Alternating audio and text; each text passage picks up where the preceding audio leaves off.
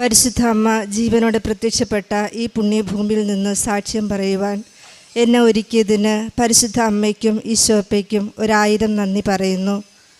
ഞാൻ 9/12/2022 ഉടമ്പടി എടുത്തത്.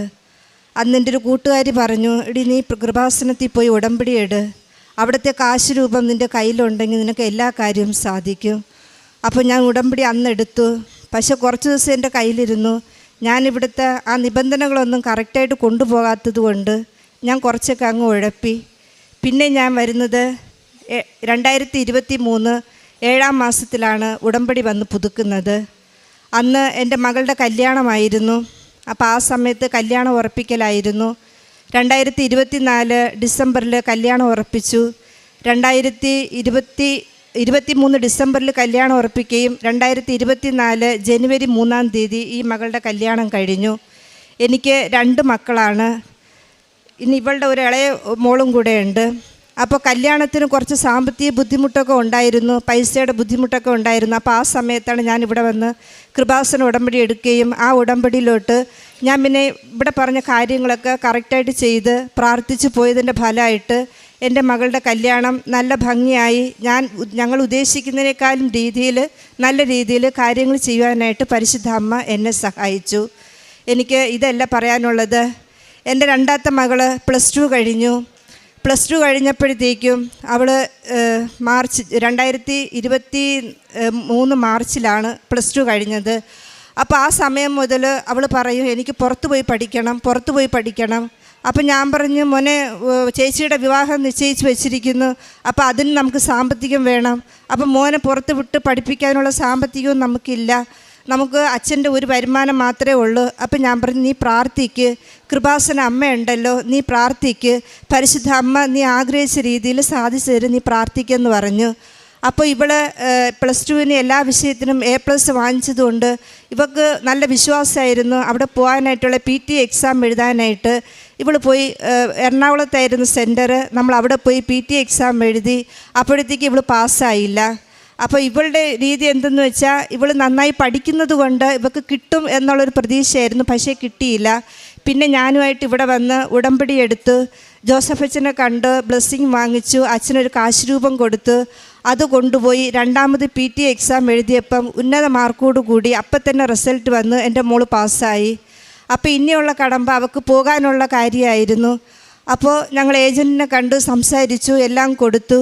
അപ്പോഴേക്കും അവർ പറഞ്ഞ്, ഇപ്പോൾ ഞങ്ങൾ പറഞ്ഞു ഞങ്ങൾക്ക് പൈസയുടെ ബുദ്ധിമുട്ടുണ്ട്. അപ്പോൾ അവർ പറഞ്ഞു, ലോൺ നിങ്ങൾക്ക് കിട്ടാൻ സാധ്യത ഉണ്ടെങ്കിൽ ലോണിൻ്റെ വഴിയെ പോകാൻ. അപ്പോൾ ഞങ്ങൾ താമസിക്കുന്ന വീട് 18 വർഷമായിട്ട് ഞാൻ താമസിക്കുന്ന വീട്ടിൽ 2 പ്രാവശ്യം ലോണിൻ്റെ ആവശ്യമായിട്ട് ഞാൻ ബാങ്കിൽ പോയപ്പോഴത്തേക്കും അവർ ആ പ്രമാണത്തിൽ കുറച്ച് തെറ്റുകുറ്റങ്ങളുണ്ട്, അത് ചെയ്തു വാ എന്ന് പറഞ്ഞ് എന്നെ 2 പ്രാവശ്യം തിരിച്ചു വിടുകയായിരുന്നു. അപ്പോൾ ഈ ലോണിൻ്റെ കാര്യം പറഞ്ഞപ്പോൾ എൻ്റെ മനസ്സിനകത്തൊരു പേടിയുണ്ടായിരുന്നു. അയ്യോ, ഈ ലോണ് ശരിയായില്ലെങ്കിൽ എൻ്റെ കൊച്ചിനെ എങ്ങനെ പോകാൻ പറ്റും, ഇവൾ കിടന്ന് വിഷമിക്കൂലേ എന്നുള്ള ഇത്. അപ്പം ഞാൻ പറഞ്ഞു, മോനെ അന്ന് മുതൽ കൊച്ചിൻ്റെ അടുത്ത് പറയാൻ തുടങ്ങി, നീ ഉടമ്പടിയിലിരിക്കുന്നതല്ലേ, നീ മാതാവിനോട് വിശ്വസിച്ച് പ്രാർത്ഥിക്ക്, മാതാവ് നിനക്ക് അത്ഭുതം പ്രവർത്തിക്കും. നമ്മളെല്ലാ ദിവസവും സാക്ഷ്യം കേൾക്കുന്നു, അച്ഛൻ്റെ വചനം കേൾക്കുന്നു. അപ്പം ഞങ്ങളുടെ വീട്ടിൽ TV ഒന്നും ഇട്ട് അങ്ങനെ വലുതായി കേൾക്കുന്ന ആ ഒരു സ്വഭാവം ഞങ്ങൾക്ക് ആർക്കും ഇല്ല.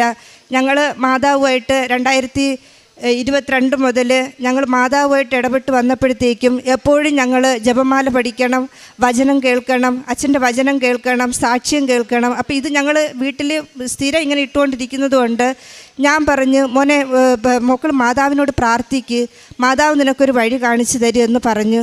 അപ്പോൾ ഞങ്ങൾ ലോണുമായിട്ട് ബന്ധപ്പെട്ട് ബാങ്കിൽ പോയി സംസാരിച്ചു. അപ്പോൾ അവർ ഈ പ്രമാണം വക്കീലിന് ലീഗലിന് വിട്ടായിരുന്നു.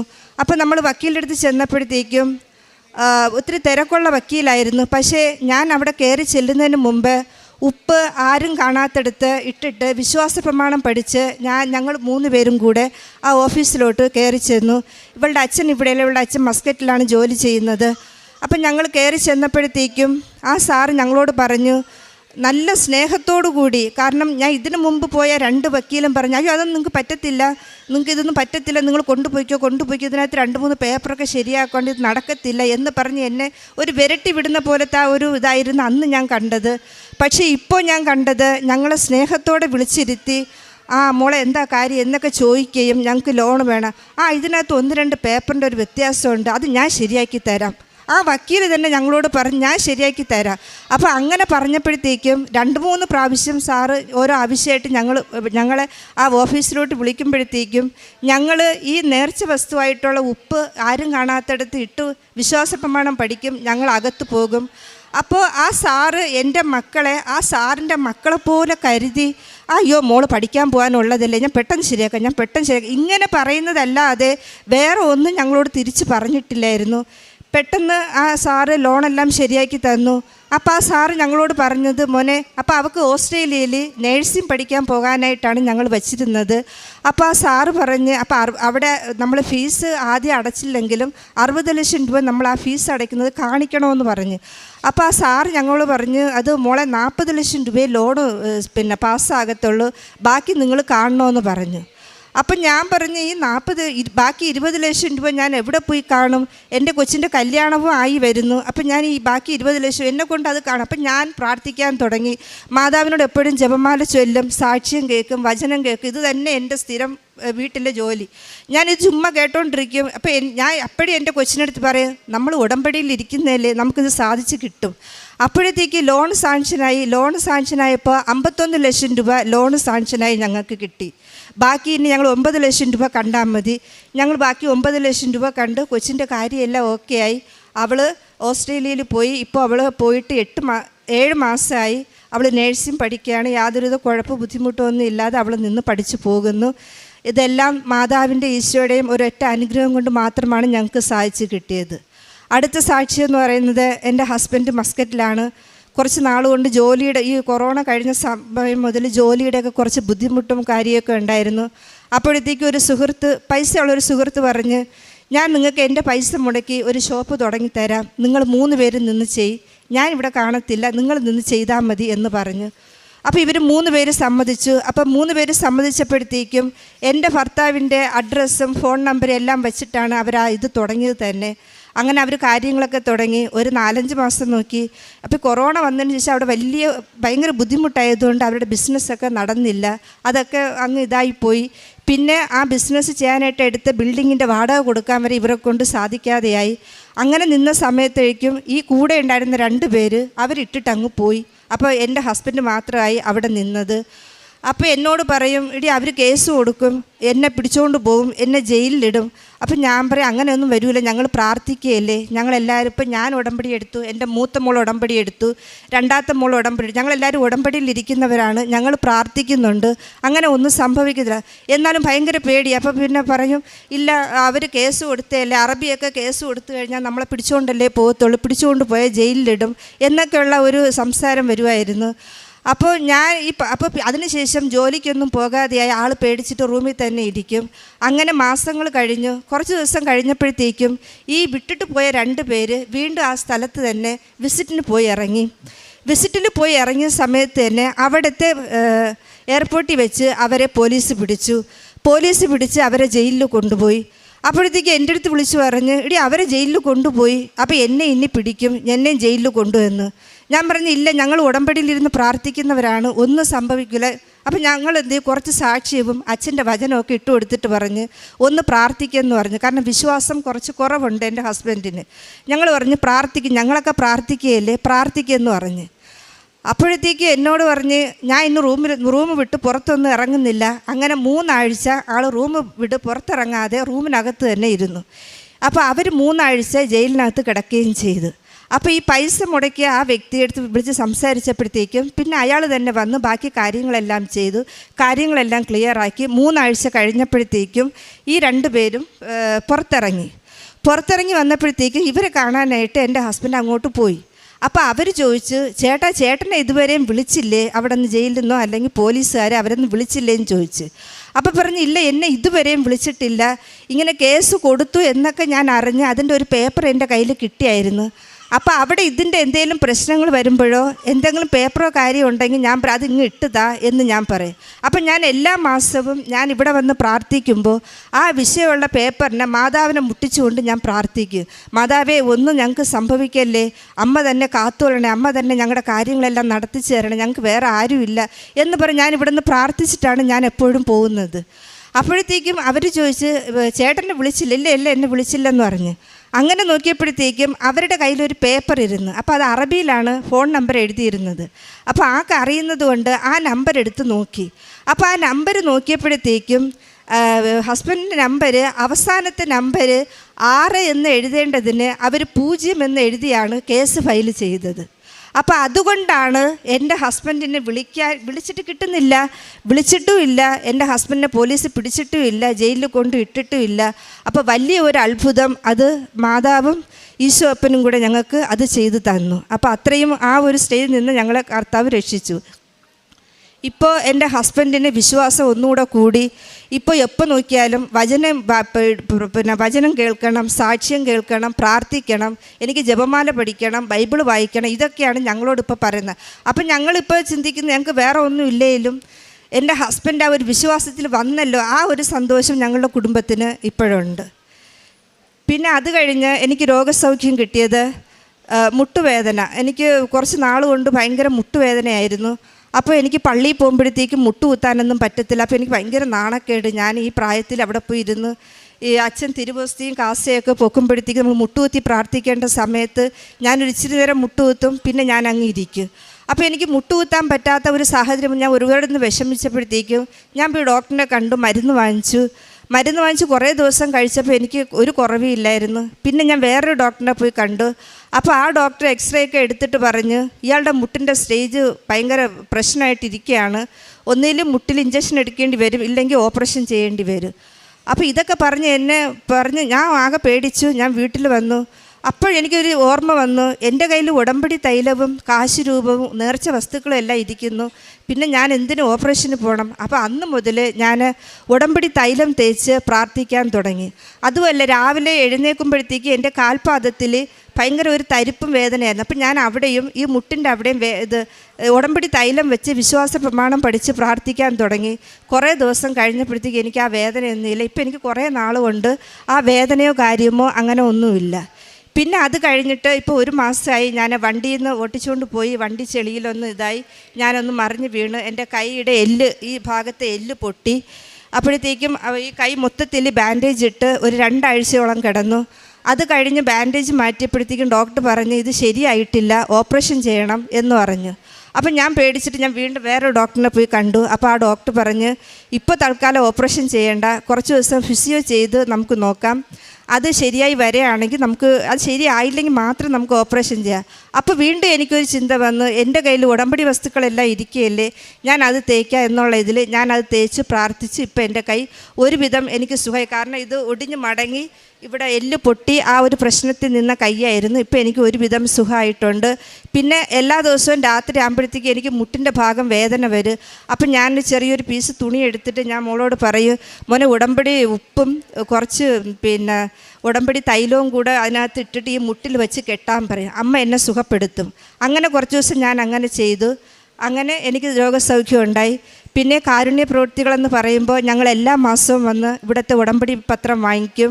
ഞങ്ങൾ ആദ്യം പള്ളിയുടെ അവിടെയൊക്കെയാണ് കൊടുത്തുകൊണ്ടിരുന്നത്. പിന്നെ ഞങ്ങൾ ഗവൺമെൻറ് ഹോസ്പിറ്റലിൽ പോയി പത്രം കൊടുക്കുകയും രോഗികളെ കാണുകയും അവർക്ക് ചെറിയ സഹായങ്ങൾ, നമ്മളെ കൊണ്ട് ചെയ്യാൻ പറ്റുന്ന സഹായങ്ങൾ ചെയ്യുകയും ചെയ്തിട്ടുണ്ട്. പിന്നെ അവർക്ക് ഭക്ഷണം കൊടുക്കാൻ ഞങ്ങൾ വീട്ടിൽ തന്നെ ഞായറാഴ്ച ആകുമ്പോഴത്തേക്കും ഒരു 10 പൊതി ചോറെങ്കിലും നമ്മൾ വീട്ടിൽ തന്നെ ഉണ്ടാക്കി.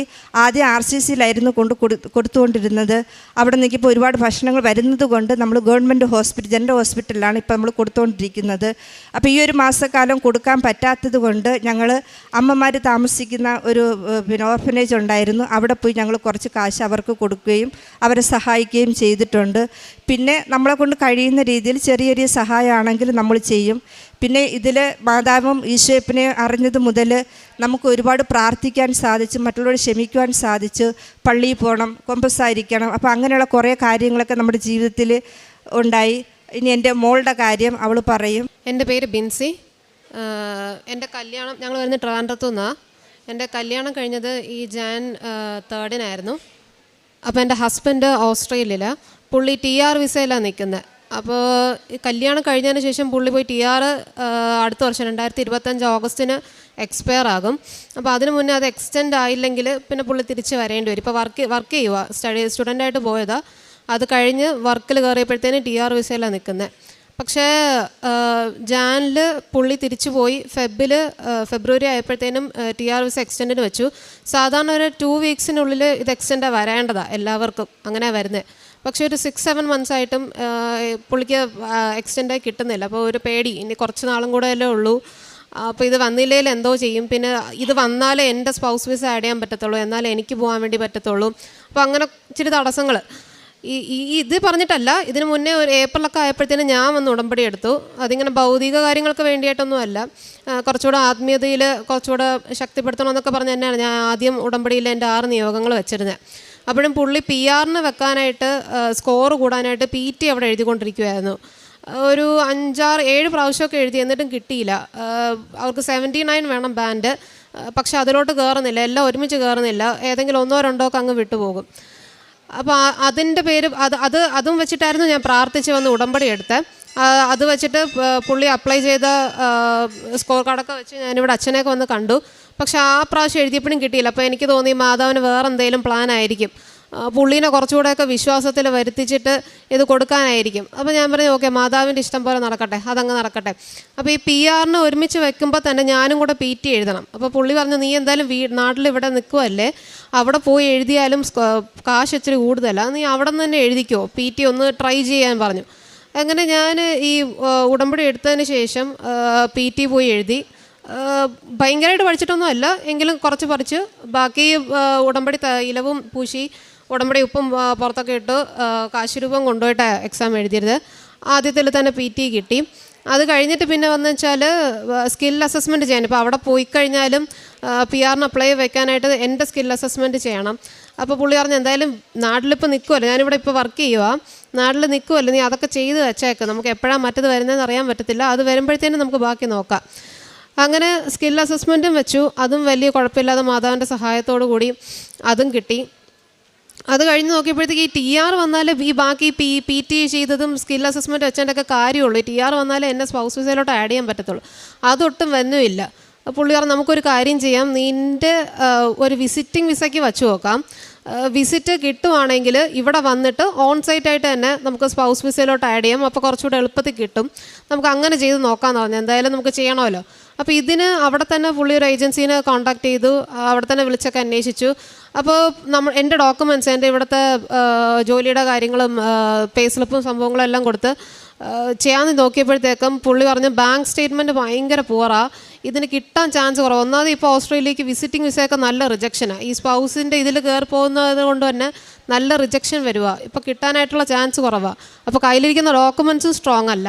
അപ്പോൾ പിന്നെ പുള്ളി പറഞ്ഞു എന്നാലും കുഴപ്പമില്ല, നമുക്ക് എന്തായാലും റിസ്ക് എടുത്തല്ലേ പറ്റത്തുള്ളൂ, വെച്ച് നോക്കാൻ. അപ്പോഴത്തേനും ഇത് വെക്കുന്നതിന് മുമ്പേ തന്നെ ഞാൻ മാതാവിൻ്റെ അടുത്ത് പറഞ്ഞു, മാതാവ് ഇത് മാതാവിന് ഇഷ്ടമാണേലും ഞാനിപ്പോൾ അവിടെ പോയി എങ്ങനെയാണോ ഇപ്പോൾ ഒന്നെങ്കിൽ പുള്ളിയുടെ TR വിസ വരണം, അതായത് സ്പൗസ് ആഡ് ചെയ്ത് നമുക്ക് അങ്ങ് പോയി നിന്ന് ഒരുമിച്ച് എന്തായാലും ആഗ്രഹിച്ച് കെട്ടിയതാണ്. ഇപ്പോൾ 6-7 മാസമായി, ഒന്നും നടക്കുന്നില്ല, പിന്നെ എത്ര നാൾ ഇനി ഇവിടെ നിൽക്കേണ്ടി വരും, ഇനി പോയി ഒരുമിച്ച് നിൽക്കാൻ വേണ്ടി പറ്റുമോ, എങ്ങനെയാണ് ദാമ്പത്യം, ഇതൊന്നും അറിയത്തില്ല. ഇവർക്കും വിഷമം, വീട്ടുകാർക്കും ഭയങ്കര വിഷമം, ഒന്നും ആകുന്നില്ലല്ലോ. പിന്നെ അതിനെക്കാട്ടിയും വിഷമം നാട്ടുകാർ, നീ പോകുന്നില്ലേ, ഇവിടെയാണോ, പോകുന്നില്ലേ, എന്തുവാ കാര്യം എന്നൊക്കെ ഇങ്ങനെ ചോദിച്ചുകൊണ്ടിരിക്കുക. എല്ലാവർക്കും കൂടെ വിഷമമായപ്പോഴത്തേനും എനിക്ക് പക്ഷേ അതിലങ്ങനെ ഭയങ്കര വിഷമമില്ല. ഞാൻ പറയുന്ന മാതാവിൻ്റെ ഇഷ്ടം പോലെ, മാതാവിന് എപ്പോഴാണോ ഞാൻ പോകണമെന്ന് ആഗ്രഹം തോന്നുന്നത് അപ്പോൾ നടക്കട്ടെ എന്നാണ് ഞാൻ പറഞ്ഞുകൊണ്ടിരുന്നത്. അങ്ങനെ നോക്കി പുള്ളി പറഞ്ഞു ഓക്കെ നമുക്ക് വിസിറ്റിന് വെക്കാം, നീ കുഴപ്പമില്ല ഈ ബാങ്ക് സ്റ്റേറ്റ്മെൻറ്റ് വെച്ച് തന്നെ വെക്കാം. അപ്പോൾ ഞാൻ പറഞ്ഞു ഏജൻസി പറഞ്ഞല്ല ഇത് എന്തായാലും കിട്ടത്തില്ല എന്ന്, നമുക്കൊരു കാര്യം ചെയ്യാം 3 മാസത്തെ ഒന്നുകൂടെ സ്റ്റേറ്റ്മെൻറ്റ് കുറച്ചുകൂടെ സ്ട്രോങ് ആക്കിയിട്ട് വിഡ്രോവലൊന്നും ചെയ്യാതെ അത് തന്നെ കീപ്പ് ചെയ്ത് വെക്കാമെന്ന് പറഞ്ഞു. അങ്ങനെ ഇല്ല കുഴപ്പമില്ല നമുക്കിപ്പോൾ വെക്കാം. ഞാനിത് മാതാവിൻ്റെ അടുത്ത് പ്രാർത്ഥിച്ച് വെച്ചു.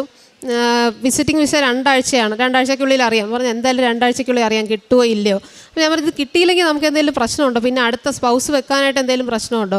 അത് ഏജൻസി ചോദിച്ചാൽ പറഞ്ഞു ഇല്ല സ്പൗസ് വിസ വെക്കാനായിട്ട് പ്രശ്നം കാണത്തില്ല, പിന്നെ വേറെ എന്തെങ്കിലും വിസിറ്റിന് വെക്കാനേ പ്രശ്നം കാണത്തില്ല. എങ്കിലും ഒരു പ്രശ്നം, ഒരു റിജക്ഷൻ വന്നു കഴിഞ്ഞാൽ പിന്നെ കിട്ടുമോ എന്നുള്ളൊരു പേടി. പക്ഷെ വെച്ചു. കറക്റ്റ് 15 ദിവസം 14ാമത്തെ ദിവസം ആയപ്പോഴത്തേനും ഒരു 4:30 വെളുപ്പിനായപ്പോൾ വിളിച്ചു പറയാ എടി നിൻ്റെ വിസ വന്നു, അപ്രൂവായി. ഭയങ്കര സന്തോഷം. അപ്പോൾ ഓക്കെ, അപ്പോൾ മാതാവിന് ഓക്കെയാണ്, മാതാവിന് ഇഷ്ടമാണ്, അപ്പോൾ ഞാൻ പോകുന്നത്. ഓക്കെ ശരി. അത് കഴിഞ്ഞ് ഒരു മണിക്കൂറൊക്കെ കഴിഞ്ഞപ്പോഴത്തേനും വീണ്ടും വിളിച്ചിട്ട് പറയാം, എടി എൻ്റെ വിസയും വന്നു, എൻ്റെ TR എക്സ്റ്റെൻഡായി. അപ്പോൾ നമ്മളിങ്ങനെ വിചാരിക്കും വിസിറ്റിന് വന്നാൽ ഞാൻ അവിടെ പോയി 3 മാസം എനിക്ക് നിൽക്കാൻ വേണ്ടി പറ്റത്തുള്ളൂ, ഈ 3 മാസത്തിനുള്ളിൽ പുള്ളിയുടെ വിസ വന്നാലേ സ്പൗസിലോട്ട് ആഡ് ചെയ്യാൻ പറ്റത്തുള്ളൂ, ബാക്കി എനിക്ക് അവിടെ നിൽക്കാൻ പറ്റില്ല, അല്ലെങ്കിൽ ആ 3 മാസം കഴിഞ്ഞാൽ ഞാൻ വീണ്ടും തിരിച്ചു വരണം. ഇപ്പോൾ ഓൾറെഡി ഞാൻ പോവുകയാണെങ്കിൽ തന്നെ എൻ്റെ ഇവിടത്തുള്ള ജോലി റിസൈൻ ചെയ്തിട്ട് വേണം പോകേണ്ടത്. അപ്പോൾ പിന്നെ മൊത്തത്തിൽ ഭയങ്കര കുളമാകും. പക്ഷേ എന്തോ മാതാവിൻ്റെ തീരുമാനം അങ്ങനെയായിരുന്നു. അന്ന് ആ ദിവസം തന്നെ 1 മണിക്കൂർ കഴിഞ്ഞപ്പോഴത്തേനും പുള്ളിയുടെ വിസയം വന്നു. ഓക്കെ, ഇനി ഇവിടുത്തെ നോട്ടീസ് പീരീഡും കാര്യങ്ങളൊക്കെ, ഇനി ഇവിടെ റിസൈൻ പേപ്പർ ഇടുന്നു. അങ്ങനെ ആയപ്പോഴത്തേക്ക് കാര്യങ്ങളെല്ലാം ഓക്കെ ആയി. ടിക്കറ്റ് എടുത്തു. ഞാൻ ഈ സെപ്റ്റംബർ 19 പോവാം. ഇനി അത് കഴിഞ്ഞിട്ട് ഇനിയും ഉണ്ട് കടമ്പകൾ, അതായത് ഇനിയും തടസ്സങ്ങൾ വരത്തില്ല എന്നല്ല, ഇനിയും ഒത്തിരി തടസ്സങ്ങളുണ്ട്. അതൊക്കെ നേരിടാനായിട്ട് തയ്യാറാണ്. തടസ്സങ്ങളില്ലാതെയും ഈശോയിലോട്ട് എത്താനായിട്ട് ഒട്ടും പറ്റത്തില്ല. അതുകൊണ്ട് ഇനിയുള്ള കടമ്പകളൊക്കെ കടക്കണേ, മാതാവിൻ്റെ കയ്യിൽ അങ്ങ് ഏൽപ്പിച്ചേക്കുക. ഇനി എല്ലാം മാതാവിൻ്റെ കയ്യിലോട്ടാണ് കൊടുത്തേക്കുന്നത്. ഈശോയും മാതാവും കൂടെ അങ്ങ് തന്നാൽ മതി എന്നുള്ളത്. പിന്നെ അതിനെക്കാട്ടിയും വലിയൊരു കാര്യം, എനിക്ക് അവിടെ പോയിട്ട് പുള്ളിക്ക് ഇച്ചിരി വിശ്വാസം കുറവ്. നമ്മൾ ഈ പുറത്ത് പോകുന്ന പിള്ളേരെന്ന് പറയുമ്പോൾ നമുക്ക് ഇവിടെ എല്ലാത്തിനും നല്ല ആക്സസ് ഉണ്ട്. പ്രാർത്ഥിക്കാം, രാവിലെ പള്ളിയിൽ പോവാം, നല്ല കാരുണ്യ പ്രവൃത്തികൾ ചെയ്യാം. പക്ഷെ അവിടെ പോകുമ്പോൾ അതൊക്കെ കുറയും. കാരണം എൻ്റെ അനിയത്തി ഇവിടെ നിന്ന് ഇടംപടി എടുത്തപ്പോഴത്തേനും നമുക്ക് ഭയങ്കര ആത്മീയതൊക്കെ ആയിരുന്നു. അവിടെ പോകുമ്പോൾ ചിലപ്പോൾ അവിടുത്തെ സാഹചര്യങ്ങളും കൊണ്ട് കുറയും. എപ്പോഴും സമയം കിട്ടണമെന്നില്ല. സൺഡേസ് പോയവർക്ക് ചിലപ്പോൾ പള്ളിയിൽ പോകാൻ വേണ്ടി പറ്റത്തില്ല. നമ്മൾ കണ്ടെത്തണ്ട. എനിക്ക് ആകെയുള്ളൊരു പ്രയർ, അവിടെ പോയി കഴിഞ്ഞാലും കർത്താവേ നമ്മുടെ തമ്മിലുള്ള റിലേഷൻഷിപ്പ് പോയത്. ഞാൻ ഇത്ര വലിയ പ്രാർത്ഥനകാരിയൊന്നും അല്ലായിരുന്നു. പക്ഷേ ഉടമ്പടി എടുത്തതിന് ശേഷം ഭയങ്കര കണ്ടിന്യൂസ് പ്രാർത്ഥന, നന്നായിട്ട് ബൈബിൾ വായിക്കുന്നു, കാര്യം പഠിക്കാൻ വേണ്ടി ആഗ്രഹിക്കുന്നു. അപ്പോൾ ഈ ഒരു തീക്ഷ്ണത അവിടെ പോയി കഴിഞ്ഞാൽ വിടരുത്. അത് മാത്രമല്ല, പുള്ളിക്ക് ഇച്ചിരി വിശ്വാസം, അങ്ങനെ പ്രാർത്ഥിക്കത്തില്ല എന്നല്ല, ഇത്രയും അങ്ങ് പ്രാർത്ഥിക്കത്തില്ല. അപ്പോൾ തീക്ഷ്ണത കൂട്ടണമെന്ന് എനിക്ക് ആഗ്രഹമുണ്ട്. നമ്മൾ ഇവിടെ ഇരുന്ന് ജപമാല വീട്ടിൽ പഠിക്കുന്ന പോലെ തന്നെ അവിടെ പോയാൽ അതിനുവേണ്ടി സമയം കണ്ടെത്തുക, ബാക്കി കാര്യങ്ങൾക്ക് വേണ്ടി സമയം കണ്ടെത്തുക, ബാക്കിയുള്ളവർക്ക് ഇൻഫ്ലുവൻസ് ആകുക എന്നൊക്കെയാണ് എൻ്റെ ആഗ്രഹം. അതുകൊണ്ട് അതിനുവേണ്ടി ഞാൻ ഇപ്പോൾ പ്രാർത്ഥിക്കുന്നത്. ബാക്കി ഒത്തിരി കടവ്, അവിടെ പോയി ജോലി ചെയ്യണം, ജോലി കണ്ടെത്തണം, ബാക്കി PR കാര്യങ്ങളൊക്കെ ഉണ്ട്. പക്ഷെ അതിനു വേണ്ടിയൊന്നും അല്ല ഞാൻ പ്രാർത്ഥിക്കുന്നത്. അവിടെ പോയാലും ഈശോയും മാതാവും എൻ്റെ കൂടെ തന്നെ ഉണ്ടായിരിക്കണം. നമ്മളുള്ള റിലേഷൻഷിപ്പ് ഇങ്ങനെ തന്നെ പോകണമെന്നാണ് ഞാൻ പ്രാർത്ഥിക്കുന്നത്. പരിശുദ്ധ അമ്മയുടെ മധ്യസ്ഥ സഹായത്തിൽ ഇപ്പോൾ ഒരു അമ്മയും മകളും കൂടെയാണ്. രണ്ടുപേരും ഉടമ്പടി എടുത്തവരും അവർക്ക് വ്യക്തിപരമായിട്ട് അനുഭവങ്ങളുടെ സാക്ഷ്യമാണ്. ഏറെ പ്രത്യേകിച്ച് മകൾ പറഞ്ഞ് അവസാനിപ്പിച്ചത്, ഉടമ്പടിയിൽ നിലനിൽക്കുക എന്ന് പറയുന്നത് ഒരു പ്രത്യേക ഒരു അഭിഷേകമാണ്. അതിനേക്കാളുപ്പുറം അതിന് ശക്തമായിട്ടൊരു പരിശ്രമം ആവശ്യമാണ്. ഇപ്പോൾ ഈ മകൾ അവസാനം പറഞ്ഞതുപോലെ അവിടെ ചെന്നിട്ടുള്ള ഒരുപാട് കടമ്പകൾ ബാക്കി നിൽക്കുകയും ഈശോയും പരിശുദ്ധ അമ്മയായിട്ട് ഉടമ്പടിയിൽ എനിക്ക് ലഭിച്ച അനുഭവത്തിൻ്റെ ബന്ധം ഒരിക്കലും നഷ്ടപ്പെടാതിരിക്കുവാനായിട്ടാണ് എൻ്റെ പ്രാർത്ഥന. അത് ഒരു പക്ഷേ എല്ലാ ഉടമ്പടിക്കാരും ആത്മാർത്ഥമായി പ്രാർത്ഥിക്കേണ്ട ഒന്നാണ്. ഒരു ദൈവാനുഭവത്തിലേക്ക് കടന്നു വരിക എന്നതുപോലെ അല്ല, അതിനേക്കാളും പ്രധാനപ്പെട്ടതാണ് ആ ഒരു ബന്ധത്തിൽ ജീവിതത്തിൻ്റെ അവസാനം വരെയും നിത്യത വരെ നിലനിൽക്കുക. അത് ഒരു പക്ഷേ ആ മകൾ പറയുന്ന സാക്ഷ്യത്തിൽ ഏറ്റവും പ്രധാനപ്പെട്ട ഒരു കാര്യം അതാണ്. കാരണം ഉടമ്പടിയിൽ ദൈവാനുഭവം ലഭിച്ചതിന് ശേഷം എപ്പോഴും ഒരു നെക്സ്റ്റ് ഒരു ചാൻസ് ആ പ്രാർത്ഥന കുഴപ്പം, പ്രത്യേകിച്ച് വിദേശത്ത് നാട്ടെ സാഹചര്യങ്ങൾ അല്ലെങ്കിൽ ഒരു കൺഡ്യൂസീവ് ആവാതിരിക്കുമ്പം, പ്രാർത്ഥനയുടെ സാഹചര്യം ഇല്ലാതിരിക്കുമ്പോൾ പെട്ടെന്ന് പ്രാർത്ഥനയുടെ വീര്യം കെട്ടുപോകാനായിട്ടുള്ള സാധ്യത കൂടുതലാണ്. ആ സമയത്താണ് ഉടമ്പടിയിലായിരിക്കുന്ന ഒരു വ്യക്തികളെ സാക്ഷ്യങ്ങൾ സഹായിക്കുന്നത്, ആരാധനകൾ സഹായിക്കുന്നത്. ഇപ്പോൾ ഈ അമ്മ സാക്ഷ്യം പറഞ്ഞപ്പോഴും അത് പറയുന്നുണ്ട്. ഒരാളെ ഇങ്ങനെ കീപ്പ് മോട്ടിവേറ്റഡ് ആയിട്ട് നിലനിർത്തുവാനായിട്ട് എവിടെ ആയിരുന്നാലും ഇത് ഒരുപാട് സഹായകമാകുന്നുള്ളതും പേരെ പ്രത്യേകിച്ച് നമ്മൾ സാക്ഷ്യം പറഞ്ഞപ്പോൾ എനിക്ക് ഇതിനേക്കാളും പ്രധാനപ്പെട്ടത് പ്രാർത്ഥനയാണ് എന്ന് ചെറുപ്പകാലഘട്ടത്തിൽ തന്നെ ഒരു വ്യക്തിക്ക് ബോധ്യപ്പെടുന്നുണ്ടെങ്കിൽ അതാണ് ഏറ്റവും വലിയ അത്ഭുതം. അത് തന്നെയാണ് മാതാവ് ആഗ്രഹിക്കുന്നത് ഉടമ്പടിയിലൂടെ. അതിലേക്ക് പടുത്തുയർത്തുവാനായിട്ട്, അതിലേക്ക് ചവിട്ടിക്കയറുവാനായിട്ടുള്ളൊരു കാരണങ്ങൾ മാത്രമാണ് നമ്മുടെ വിസ വരുന്നതും കാര്യങ്ങൾ വരുന്നതും ക്രമപ്പെടുന്നതുമെല്ലാം. അപ്പം അമ്മ പറഞ്ഞ സാക്ഷ്യത്തിലും വ്യക്തിപരമായിട്ടുള്ള ഉടമ്പടി നിയോഗങ്ങളും അനുഭവങ്ങളും ഉണ്ട്. അപ്പോൾ ഒരുപാട് മാതാപിതാക്കൾ മക്കളുമായിട്ട് ഈ സാക്ഷ്യം പറയാൻ ഈ അൾത്താരയിലെത്തുന്നു, വിശ്വാസം കൈമാറ്റം ചെയ്യപ്പെടുന്നു. ഇതിനെല്ലാം പരിശുദ്ധ അമ്മ ശക്തമായിട്ട് സാന്നിധ്യം നൽകുന്നു. എല്ലാത്തിനെയും പ്രതി നമുക്ക് കരങ്ങളടിച്ച് ദൈവത്തിൻ്റെ നാമം മഹത്വം